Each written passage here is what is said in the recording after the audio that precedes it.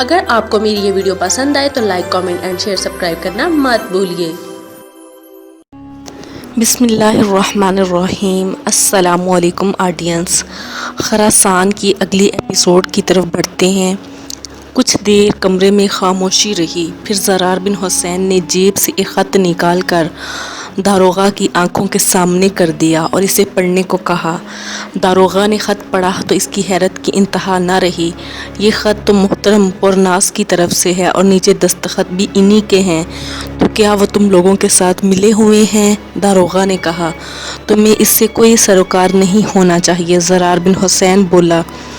اس خط میں جو زرار نے داروغہ کو دکھایا تھا، پورناس کی طرف سے داروغہ کے لیے یہ حکم تھا کہ وہ ابو موسیٰ کو خفیہ طریقے سے بھگا کر زرار بن حسین کے حوالے کر دے۔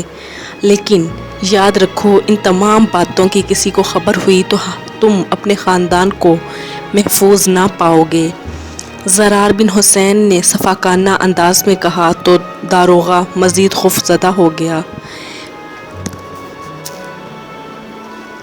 اس کے بعد زرار نے داروغہ کو کھول دیا اور پورناس کا خط اس کی جیب میں ڈالتے ہوئے کہا، یہ خط تمہاری بے گناہی کے ثبوت کے طور پر تمہارے پاس رہے گا۔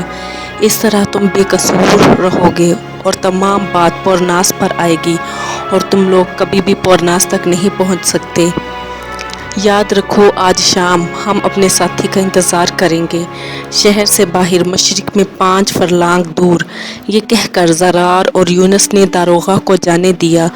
داروغہ کے جاتے ہی زرار اور یونس بھی اس عمارت سے چلے گئے۔ یہ عمارت انہوں نے ایک دن پہلے ہی کرائے پر لی تھی اور اس سے ان کا مقصد پورا ہو چکا تھا۔ اب انہیں اس کی ضرورت نہیں تھی، بلکہ یہاں مزید رکھنا ان لوگوں کے لیے خطرناک ہو سکتا تھا۔ اس شام زرار بن حسین شہر سے باہر مشرق میں 5 فرلانگ دور داروغہ کا انتظار کر رہا تھا۔ اس سے امید نہیں تھی کہ داروغہ ابو موسیٰ کو لے کر آئے گا، لیکن اس کا اندازہ غلط نکلا اور اس سے زیادہ انتظار نہ کرنا پڑا تھا کہ جب داروغہ ابو موسیٰ کو لے آیا۔ داروغہ نے ابو موسیٰ کو زرار کے حوالے کیا اور چلا گیا۔ جب داروغہ ابو موسیٰ کو لے آیا، داروغہ نے ابو موسیٰ کو زرار کے حوالے کیا اور چلا گیا۔ زرار بن حسین ابو موسیٰ سے بغلگیر ہو گیا اور پھر دونوں وہاں سے شہر کے قریبی حصے میں چلے آئے جہاں یونس ان کا انتظار کر رہا تھا۔ اس نے ایک بگھی تیار کر رکھی تھی جس میں انہوں نے پورناس کو باندھ کر لٹایا ہوا تھا۔ پورناس کو زرار اور ابو موسیٰ شہر کے اندر والے مکان سے چند روز پہلے قصبے لے آئے تھے۔ قصبے کے مکان میں پہنچ کر ابو موسیٰ اور زرار بگھی میں بیٹھ گئے اور یونس نے کوچوان کو جگہ سنبھالی۔ یہ پہلے سے طے شدہ تھا کہ داروغہ ابو موسیٰ کو لے آتا ہے تو وہ فوراً ہی مرو کی طرف روانہ ہو جائیں گے۔ اسی مقصد کے لیے یونس نے بگھی پہلے ہی سے تیار کر رکھی تھی۔ فوراً یونس نے بگھی چلا دی اور وہ مرو کے راستے پر روانہ ہو گئے۔ شہر سے 15 فرلانگ دور جا کر یونس نے بگھی روکی۔ وہاں ایک آدمی 4 گھوڑوں کے ساتھ ان لوگوں کا انتظار کر رہا تھا۔ یہ انتظام زرار بن حسین کا تھا۔ اس نے اس آدمی کو پیسے دے کر گھوڑے خریدنے کو کہا تھا اور گھوڑے راستے میں ان تک پہنچانے کی علیحدہ اجرت دی تھی۔ اس جگہ انہوں نے اتر کر پورناس کے پاؤں اور منہ کھول دیا اور چاروں ایک ایک گھوڑے پر سوار ہو کر مروہ کی جانب روانہ ہو گئے۔ جاتے ہوئے انہوں نے یہ بگھی اس آدمی کو دے دی تھی جو ان کے لیے گھوڑے لایا تھا۔ زرار بن حسین، ابو موسیٰ اور یونس پورناس کو مرو لے جا رہے تھے۔ اگرچہ بخارا اسے مرو تک کا راستہ بہت طویل تھا، لیکن وہ جلد از جلد مرو پہنچنا چاہتے تھے کیونکہ پورناس کی صورت میں کئی اہم اطلاعات ان کے ساتھ جا رہی تھی۔ وہ راستے میں بہت کم آرام کر رہے تھے۔ پورناس زرار بن حسین اپنا گھوڑا پورناس کے گھوڑے کے قریب کرتے ہوئے بولا۔ پورناس کے ہاتھ بندھے ہوئے تھے۔ تم کبھی مرو گئے ہو یا نہیں؟ یہ بات تمہیں بھی معلوم ہے اور مجھے بھی، پورناس نے مسکرا کر کہا اور وہ خاموش ہو گیا۔ کچھ دیر بعد پھر بولا، اور وہاں سے مجھے تمہاری وجہ سے واپس آنا پڑا تھا۔ تمہیں وہاں میری وجہ سے واپس آنا پڑا تھا، کیا مطلب؟ زرار بن حسین نے سب کچھ جانتے ہوئے بھی حیران ہو کر پوچھا، اور اس بات کو پرناس نے بھی محسوس کیا۔ تمہیں یاد ہے کہ تم نے مجھے مرو کے بازار میں یونس کے ساتھ دیکھا تھا؟ پرناس نے کہا، ہاں مجھے اچھی طرح یاد ہے۔ زرار بن حسین نے جواب دیا، اس واقعے کے فوراً بعد میں مرو سے غائب ہو گیا تھا۔ مجھے تم پر شک ہونے لگا تھا۔ اسی شک کی بنیاد پر میں نے اپنے طور پر کچھ تحقیق تو کی۔ مجھے معلوم ہوا کہ یونس بھی قتیبہ کا جاسوس ہے۔ چنانچہ ایسی صورتحال میں میرے لیے مرو میں رکنا کسی صورت بھی مناسب نہ تھا، چنانچہ میں وہاں سے چلا گیا۔ پرناس نے کہا تو زرار بن حسین نے سر ہلا دیا۔ تقریباً 1 ہفتے کے سفر کے بعد وہ مرو پہنچ گئے۔ ان کے آنے کی اطلاع قتیبہ بن مسلم کو ملی تو اس نے انہیں ایک خاص کمرے میں بلا لیا۔ وہ پرناس کو بھی اپنے ساتھ قتیبہ بن مسلم کے خاص کمرے میں لے گئے تھے، اس سے پہلے کہ اس کے ہاتھ کھول دیے گئے تھے۔ زرار بن حسین کو دیکھ کر قتیبہ بن مسلم کے چہرے پر خوشی کی لہر دوڑ گئی اور اس نے اٹھ کر زرار بن حسین کو گلے لگا لیا۔ پھر باری باری وہ ابو موسیٰ اور یونس سے گلے ملا، جبکہ پرناس اس سے صرف مصافحہ کرنے پر اکتفا کیا۔ کمرے میں ایک عمدہ قسم کا قالین بچھا ہوا تھا، وہ اس پر سب بیٹھ گئے۔ ماحول کچھ دیر خاموشی رہی۔ اس دوران قتیبہ بن مسلم نے انس کو بھی بلا لیا۔ انس آیا تو قتیبہ بن مسلم بولا، زرار بن حسین اور اس کے ساتھی بخارا سے واپس آ گئے ہیں۔ ہاں میں دیکھ رہا ہوں، انس نے سرسری سا جواب دیا۔ پھر اس نے پرناس کی طرف دیکھا اور پھر سوالیہ نظروں سے زرار بن حسین کی طرف دیکھا۔ اس کی نظروں میں سوال دیکھ کر زرار بن حسین بولا، یہ پرناس ہے، بخارا کے محکمہ جاسوسی کا ایک اہم افسر۔ وہاں حالات کچھ اس طرح کے بن گئے تھے کہ ہمیں اسے اغوا کر کے ساتھ لانا پڑا۔ زرار بن حسین کی بات سن کر انس کچھ سوچنے لگا۔ اس کے چہرے پر گہری فکر کے تاثرات ابھر آئے تھے۔ کچھ سوچتے ہوئے اس نے قتیبہ سے کہا، اے مسلم کے بیٹے، اس شخص کو میرے حوالے کر دے اور تو اپنا کام کر، میں تجھے جلد ہی کوئی اہم اطلاع دوں گا۔ اس کی یہ بات سن کر قتیبہ بن مسلم نے صرف سر ہلا دیا، جس پر انس نے چند سپاہیوں کو بلوا کر انہیں حکم دیا کہ پرناس کو گرفتار کر کے لے جائیں۔ پرناس کے جانے کے بعد انس بھی زیادہ دیر قتیبہ کے پاس نہ رکا۔ اس نے قتیبہ کو صرف اتنا بتایا تھا کہ وہ جلد ہی قتیبہ کے لیے کوئی اہم اطلاع لائے گا۔ ابن حسین، مجھے امید ہے کہ تم لوگ بخارا سے کوئی اہم اطلاع لانے میں ناکام رہے ہو، قتیبہ بن مسلم نے مسکرا کر کہا۔ ہاں مسلم کے بیٹے، یہ سچ ہے کہ ہم بخارا سے کوئی اہم اطلاع لانے میں ناکام رہے ہیں، لیکن پرناس کی صورت میں کئی اہم راز بخارا سے چل کر مرو آ گئے ہیں۔ زرار بن حسین بولا، لیکن میں جانتا ہوں کہ پرناس جیسا چالاک شخص ہماری قید میں آ کر بھی ہمیں کبھی بھی ٹھیک معلومات فراہم نہیں کرے گا۔ قتیبہ بن مسلم نے کہا، اس کا اندازہ ہمیں بھی ہے۔ ابو موسیٰ بولا، بخارا میں ہماری کوئی آنکھ اور کان نہیں۔ قتیبہ بن مسلم بولا، لیکن میں پھر بھی وہاں حملہ کروں گا، چاہے فتح حاصل ہو یا نہ ہو۔ قتیبہ کے لہجے سے بے حد مایوسی ظاہر ہو رہی تھی، لیکن پھر وہ اپنے آپ کو سنبھالتے ہوئے بولا، لیکن ہمیں اپنی شکست کو فتح میں بدلنا ہے۔ ہمیں ایسے حالات پیدا کرنے ہیں کہ ہمارے متوقع شکست فتح میں بدل جائے، اور اس کا ایک ہی طریقہ ہے کہ ہم اپنی جان و روح کی آخری حد تک جا کر لڑیں۔ ہمیں وہ کر کے دکھانا ہے جو پہلے کسی نے نہ کر کے دکھایا ہو۔ ابن مسلم، تو ہمیں آزما کر تو دیکھ، تو ہمیں اپنے ساتھ اس طرح پائے گا جیسے موسیٰ کے ساتھ ہارون۔ زرار بن حسین نے کہا، مجھے تم لوگوں کی وفاداری پر شک نہیں، اور نہ ہی مجھے تمہاری دلیری اور سپاہیانہ قابلیت پر شک ہے، لیکن میرے سامنے حقائق بھی ہیں۔ قتیبہ بن مسلم نے کہا، تو خود ہی تو کہتا ہے کہ حقائق کو سامنے رکھ کر اپنی آخری طاقت کا آخری ذرہ بھی اللہ پر ایمان کے ساتھ اپنے مقصد کے لیے صرف کر دو تو فتح تمہارا مقدر ہوگی۔ ابو موسیٰ نے کہا تو قتیبہ بن مسلم مسکرانے لگا۔ اسی شام قتیبہ بن مسلم فوج کے افسروں کے ساتھ ایک اجلاس میں مصروف تھا۔ جب اسے اطلاع ملی کہ حجاج کا قاصد آیا ہے، اس نے حجاج کے قاصد کو اسی کمرے میں بلوا لیا جس کمرے میں وہ اور فوج کے افسران اجلاس میں مصروف تھے۔ حجاج کہ قاصد نے قتیبہ کو حجاج کا خط دیا تو قتیبہ مسکرا کر بولا، حجاج ضرور میری طرف سے فکر مند ہوگا۔ نہیں حجاج، تیری طرف سے فکر مند نہیں اے ابن مسلم، قاصد بولا، تو نے جو کچھ کر دکھایا ہے وہ حجاج کی توقع سے کہیں زیادہ ہے۔ قاصد سچ کہہ رہا تھا۔ قتیبہ کو خراسان کا گورنر بنے ہوئے 2 سال ہوئے تھے اور اس نے 2 سالوں میں کئی اہم کارنامے سر انجام دیے تھے، اور وہ بھی ایسے حالات میں جب فتح کے دور دور تک آثار نہیں تھے۔ سب سے پہلے اس نے بلخ میں ہونے والی بغاوت کو کچل دیا۔ یہ بغاوت ایسے وقت میں ہوئی تھی جب قتیبہ کو مرے آئے ہوئے چند ماہ بھی گزرے تھے، اور حقیقت میں وہ اس قابل نہیں تھا کہ بلخ میں ہونے والی بغاوت کو کچلتا۔ اس کے بعد اس نے دریائے جیہو کے کنارے واقع کئی اہم شہر فتح کر لیے اور تالقان تک کا علاقہ اسلامی سلطنت میں شامل کر لیا، اور اس نے ایسے ہی حالات میں بھی اپنے حواس برقرار رکھے تھے جبکہ اس کے چند دستے 6 لاکھ فوج کے گھیرے میں آ گئے تھے۔ لیکن قتیبہ نہ صرف اپنے دستوں کو بچا لایا بلکہ اس نے بڑے لشکر کو شکست کے ساتھ دوچار کیا تھا، اور اس جنگ میں اس کے اپنے لشکر کی تعداد صرف 40,000 تھی۔ قتیبہ نے خط کھولا اور اسے پڑھنے لگا۔ حجاج نے لکھا تھا، اے مسلم کے بیٹے، تجھ پر اور تیرے ساتھیوں پر اللہ کی طرف سے سلامتی اور رحمت نازل ہو۔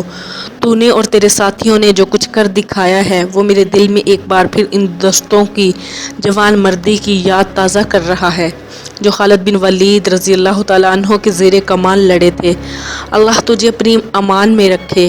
اے مسلم کے بیٹے، میں تجھ سے امید کرتا ہوں کہ اس دفعہ تو بخارا کے بادشاہ سے ضرور ٹکر لے گا۔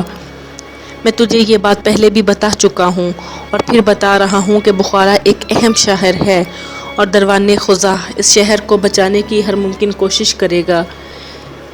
یہ ذہن میں رکھنا کہ اس جنگ میں تیرے لیے خطرات بہت زیادہ ہیں، اس لیے کوئی بھی فیصلہ ذہن کی تمام صلاحیتیں استعمال کرتے ہوئے کرنا۔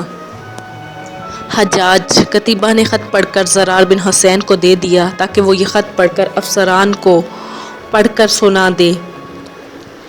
جب زرار بن حسین نے حجاج کا خط پڑھ کر سب کو سنا دیا تو قتیبہ بن مسلم بولا، اگرچہ حجاج کا خط ہماری حوصلہ افزائی کے لیے ہے لیکن اس کے انداز سے ظاہر ہو رہا ہے وہ بخارا پر متوقع کے حملے کے بارے میں بھی فکر مند بھی ہے اور ضروری بھی سمجھتا ہے۔ قتیبہ نے فوج کے افسران کو اہم ہدایات دینے کے بعد اجلاس برخاست کر دیا۔ ان دنوں مرو میں فوجی سرگرمیاں زوروں پر تھی اور فوجی دستے رات دیر تک مشقوں میں مصروف رہتے تھے۔ جب دستے مشقوں سے واپس آتے تھے تو مرو میں ایک نئی سرگرمی شروع ہو جاتی تھی۔ اس سرگرمی میں تمام دستے حصہ نہیں لیتے تھے بلکہ کسی ایک دستے کے ایک خاص حصے کو اس سرگرمی میں ملوث کر لیا جاتا تھا۔ یہ سرگرمی دراصل پہرا دینے کی مشق تھی جس میں تمام دستے کی بجائے دستے کے منتخب جوانوں کو شامل کیا جاتا تھا۔ پہرا دینے کی مشق قتیبہ بن مسلم کے حکم پر شروع کی گئی تھی۔ ایک رات صرف ایک دستے کے جوان پہرا دیتے تھے۔ ان مشقوں سے قتیبہ کا مقصد یہ تھا کہ فوج کے ان دستوں کے درمیان رابطے کو مستحکم کیا جا سکے جو جنگ کے دوران رات کے پہرے پر مامور ہوں۔ ایک دن صبح جب قتیبہ فجر کی نماز پڑھنے نکلا تو ایک سپاہی بھاگتا ہوا اس کے پاس آیا۔ وہ قدرے پریشان اور گھبرایا ہوا لگتا تھا۔ قتیبہ کے ساتھ زرار بن حسین اور ابو موسیٰ بھی تھے۔ قتیبہ نے اس کی گھبراہٹ اور پریشانی کو دیکھ کر پوچھا، اے وہ قید جسے میں جانتا نہیں تو اتنا گھبرایا کیوں ہے؟ سالار اعلیٰ، آج رات کو جو دستہ پہرے پر مامور تھا اس کا ایک سپاہی قتل ہو گیا ہے۔ اس نے نہایت عجلت میں کہا، سپاہی قتل ہو گیا ہے؟ یہ خبر قتیبہ کے پاس نہایت کن تھی۔ اس نے حیرت زدہ انداز میں پوچھا، کب اور کہاں؟ اس کی لاش قلعے کی دیوار کے پاس سے ملی ہے، باقی تفصیل کا مجھے علم نہیں، سپاہی نے کہا۔ اس کی لاش شہر کے کسی طرف ملی ہے؟ قتیبہ نے پریشان لہجے میں پوچھا۔ قلعے کے مغرب کی طرف سے، سپاہی نے جواب دیا۔ ہم لوگ وہاں پہنچتے ہیں۔ قتیبہ بن مسلم نے سپاہی کو ہدایات دیتے ہوئے کہا، تم انس کو بلا لاؤ، ہم تمہیں لاش کے پاس ہی ملیں گے۔ یہ کہہ کر قتیبہ بن مسلم، زرار بن حسین اور ابو موسیٰ شہر کے مغربی طرف بڑھ گئے جبکہ سپاہی انس کو بلانے چلا گیا۔ جب قتیبہ، زرار اور ابو موسیٰ شہر کے مغرب میں دیوار کے پاس پہنچے تو وہاں صرف اس دستے کے سپاہی موجود تھے جو رات کو پہرے پر مامور تھا۔ وہ سب لاش کے گرد کھڑے تھے۔ جب انہوں نے قتیبہ کو آتے دیکھا تو چند سپاہیوں نے ادھر ادھر ہو کر قتیبہ کے لیے راستہ خالی کر دیا تھا تاکہ وہ لاش تک پہنچ سکے۔ دستے کے چند سپاہیوں کے ہاتھوں میں روشنیاں جل رہی تھی جس سے لاش کے پاس کافی روشنی تھی۔ اس روشنی میں قتیبہ واضح طور پر دیکھ سکتا تھا کہ اس سپاہی کو دل کے مقام پر خنجر اتار کر قتل کیا گیا تھا۔ قتیبہ کچھ دیر لاش پر جھکا اسے سرسری طور پر دیکھتا رہا۔ اتنی دیر میں انس بھی وہاں پہنچ گیا۔ انس کو دیکھ کر قتیبہ بن مسلم بولا، تمہیں معلوم ہو گیا ہوگا کہ ہماری فوج کے ایک سپاہی کو قتل کر دیا گیا ہے۔ ہاں مجھے اطلاع مل گئی ہے، اس نے سرسری سا جواب دیا اور آگے بڑھ کر لاش کا معائنہ کرنے لگا۔ اگرچہ خنجر لاش کے سینے میں اترا ہے لیکن وہ زمین پر تقریباً منہ کے بل پڑی تھی۔ انس کافی دیر تک لاش کا معائنہ کرتا رہا۔ جب وہ اپنے کام سے فارغ ہوا تو شفق پر ہلکی ہلکی سفیدی پھیل چکی تھی۔ لاش کا معائنہ کرنے کے بعد وہ مڑا اور قتیبہ بن مسلم کو مخاطب کرتے ہوئے بولا، یہ لاش ایک طویل کہانی سنا رہی ہے جس کا انجام تو ہمارے سامنے ہے مگر اس کا آغاز ہمیں معلوم کرنا ہے۔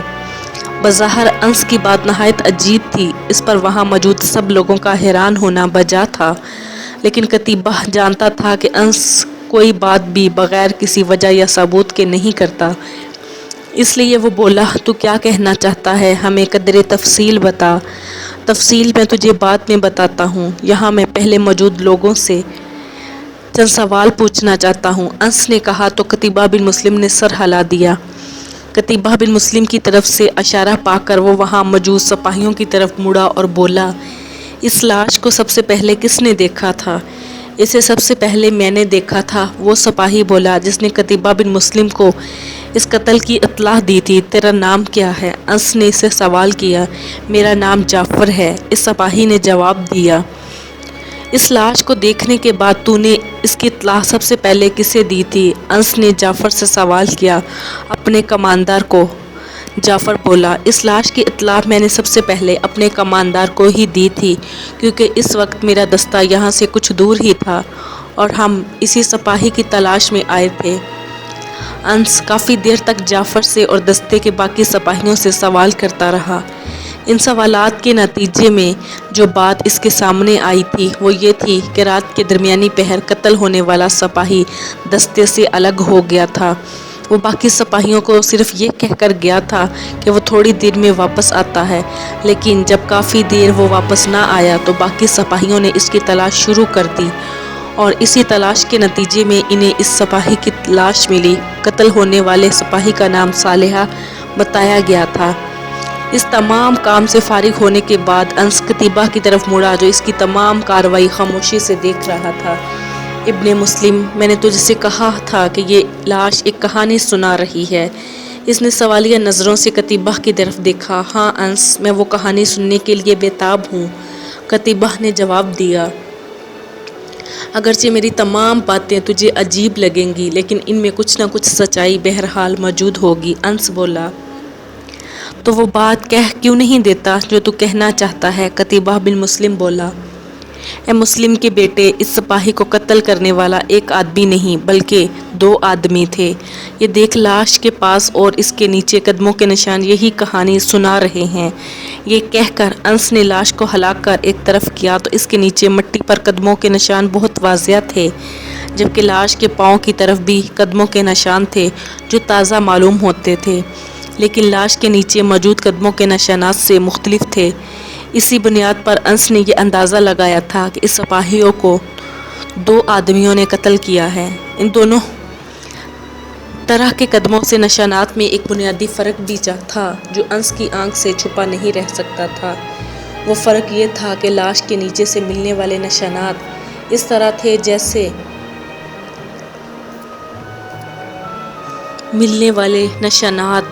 تھے جیسے کوئی شخص یہاں کافی دیر کھڑا رہا ہو، جبکہ صالحہ کی لاش کے قدموں کی طرف پائے جانے والے نشانات بے طرح سے ایک دوسرے میں مدغم ہو رہے تھے۔ ایسا لگتا تھا جیسے موجود شخص کسی سے زور آزمائی میں مصروف رہا ہو۔ اس سے انس نے یہ اندازہ لگایا تھا کہ جس شخص کے قدموں کے نشانات لاش کے پیروں کی طرف تھے اس نے صالحہ کو قتل کیا تھا، جبکہ دوسرا شاید اس کے ساتھ باتوں میں مصروف تھا یا اس نے جان بوجھ کر اسے باتوں میں الجھایا ہوا تھا۔